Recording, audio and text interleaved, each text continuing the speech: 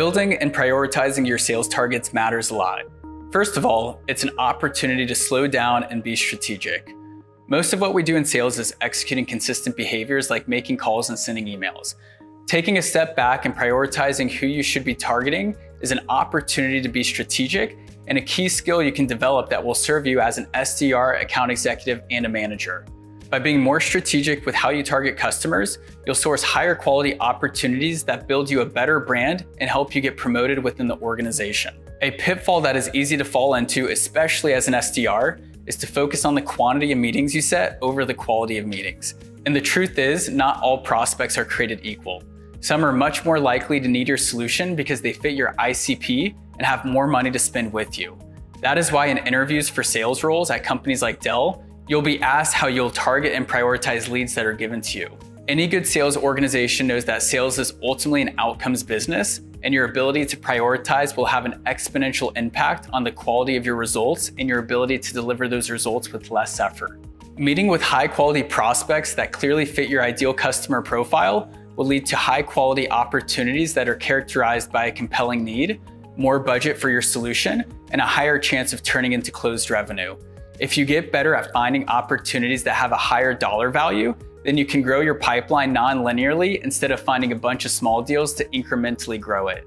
Later on, we'll teach you how to set more meetings, of course via email, phone, LinkedIn, but spending some time to thoughtfully prioritize your leads up front will set you and your team apart in generating new leads.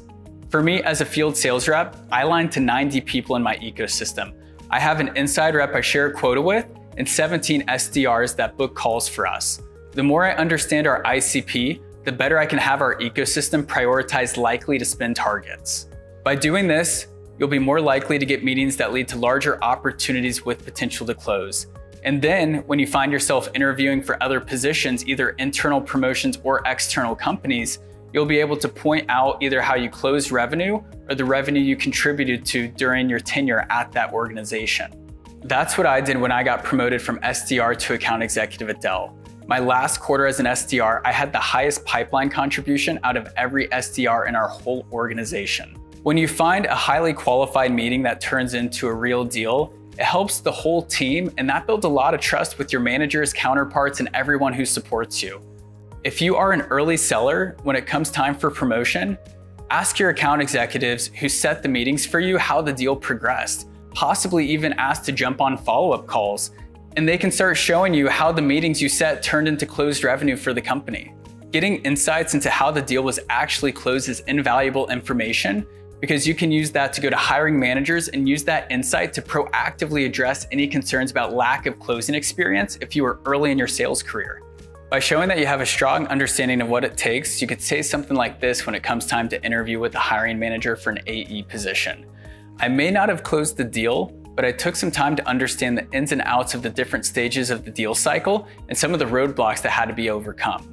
After talking with my account executive about these things, I can even walk you through the full sales cycle if you'd like. I'm also confident that I can replicate this process myself.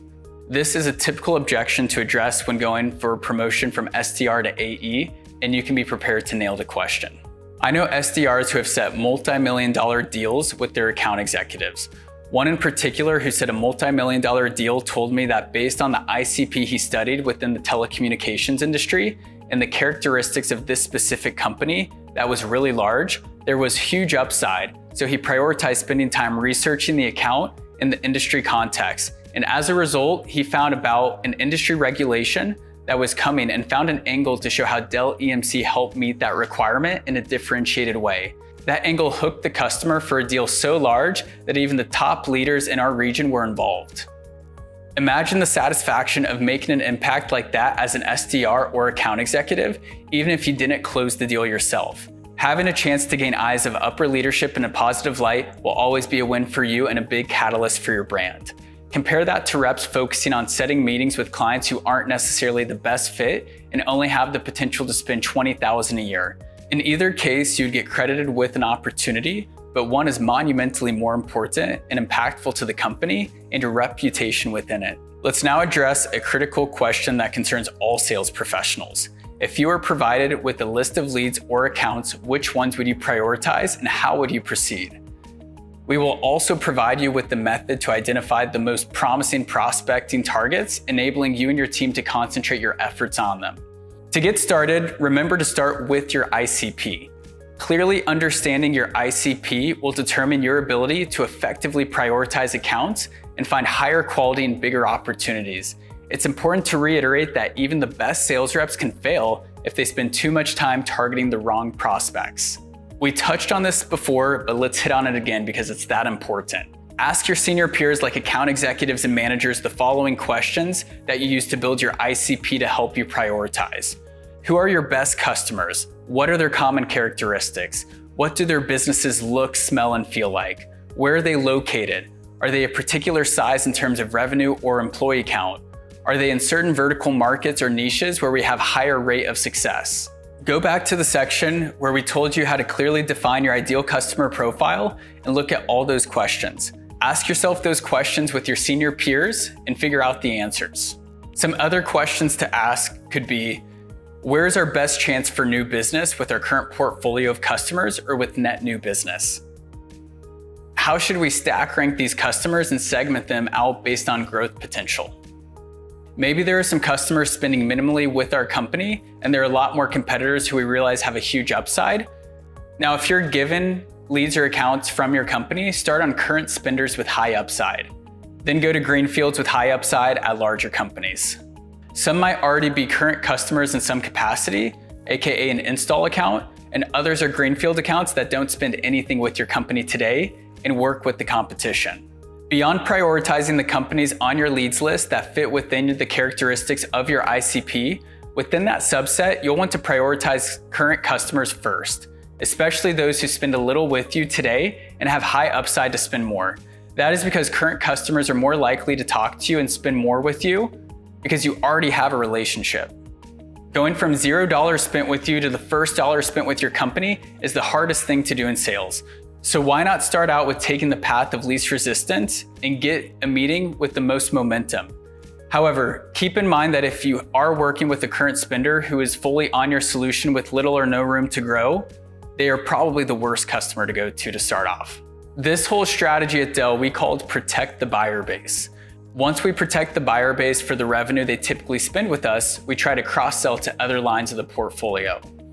For example, if a customer purchases laptops with us, we will try to eventually get them to buy servers with us and then storage, go into backup and disaster recovery solutions to ransomware and cloud, and cross-sell the whole portfolio.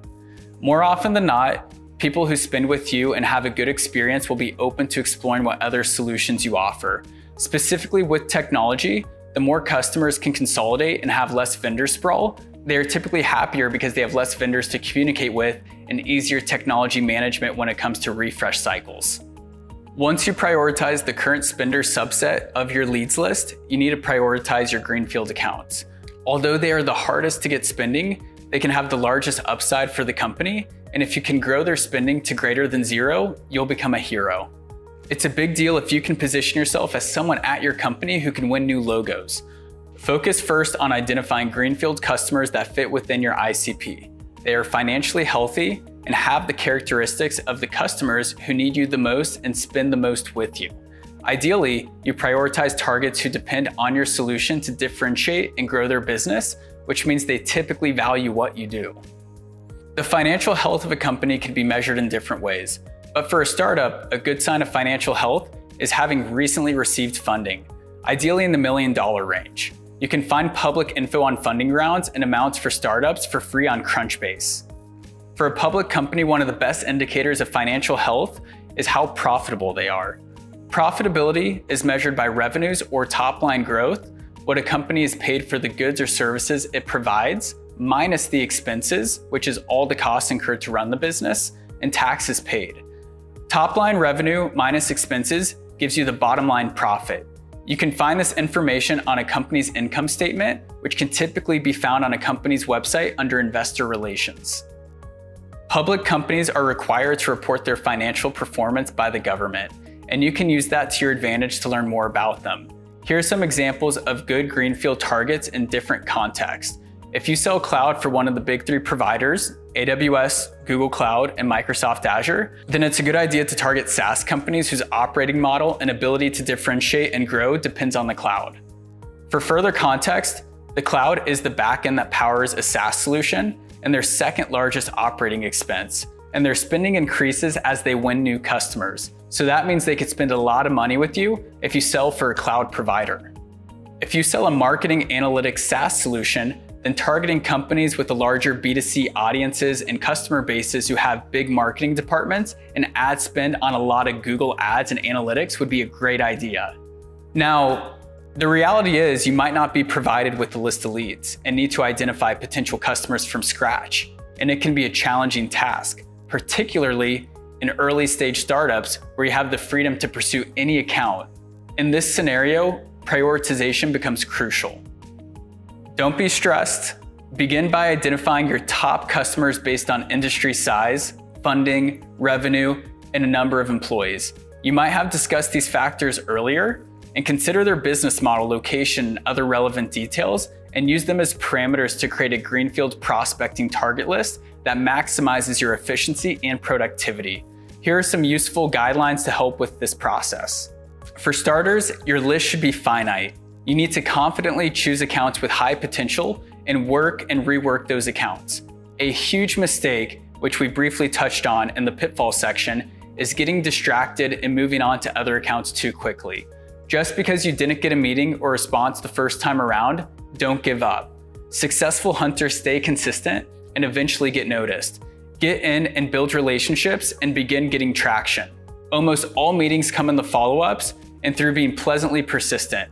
Next, your list should be focused. Focusing on a vertical target or a certain type of account yields many benefits, including helping you become an expert as you learn the language, nuances, and business issues facing similar prospects in that industry. This might look like building a specific industry-focused campaign for the retail vertical. For example, doubling down and finding repeatable wins to easily get meetings and find opportunities. Focus builds confidence, wins, and repeatable success. And there is no prize for the sales rep with creativity to sell into the widest variety of all accounts. You will always need to find the path of least resistance and double down and stay narrow with the verticals you target. Your list should also be written, either electronically or handwritten, but somewhere where you can reference. Pinpoint your written list and write out one-page list of targets. Writing things out by hand increases probability of success. Segment your greenfield accounts in the categories as well. Again, focus on those accounts with the greatest potential to produce results. You might want to focus on accounts that are the largest in terms of dollars spent. Don't get caught up in focusing on the size of the organization. Focus on the dollars spent and look at the ones that are the most growable and have the best opportunity for incremental revenue. There are also no prizes for salespeople who just work really hard. There are prizes for salespeople who move the needle, however. So it makes sense to intentionally imbalance towards the accounts that will actually move the needle for you.